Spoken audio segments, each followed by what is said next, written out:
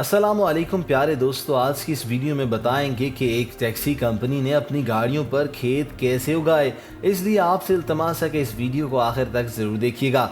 Thailand के दारुल हुकूमत Bangkok में कोविड-19 के सख्त पाबंदियों ने शहर की मसरूफ सड़कों को पुरसकून कर दिया और टैक्सी ड्राइवरों का काम खत्म होकर रह गया। रंग बिरंगी और सड़कों पर दौड़ने वाली टैक्सियों के पहियों पर कोरोना ने ब्रेक ही लगा रखी है। तमाम टैक्सी कंपनी के पार्किंग लॉट में खड़ी गाड़ियां बेकार हो रही हैं। लेकिन जैसे कि आप देख सकते हैं कि टैक्सियों के कब्रिस्तान में जिंदगी की लहर लौट सी आई है। एक टैक्सी कंपनी के मालिक ने गाड़ियों की छतों और बोनट पर छोटे छोटे खेत बना दिए हैं, जहां सब्जियां उगाने के साथ साथ मेंढकों की अफजाइश की जा रही है। कंपनी में काम करने वाले अफराद ने बांस के फ्रेमों में सोयाबीन लाइन खींचकर और इन्हें मिट्टी से ढककर छोटे बागात बनाए हैं। टैक्सी कंपनी का कहना है कि यहाँ उगाई जाने वाली सब्जियां बेरोजगार टैक्सी ड्राइवर्स और इनके अहले खाना का पेट भर रहे हैं। इन सब्जियों का इस्तेमाल करके एक मुलाजिम यौमिया $1.5 यानी $250 तक की बचत कर सकता है। एक वक्त का खाना भी खा सकता है। इस मुश्किल घड़ी में बेरोजगारी के वक्त भी मुलाजमीन को खाने के लिए परेशान होने की जरूरत नहीं है।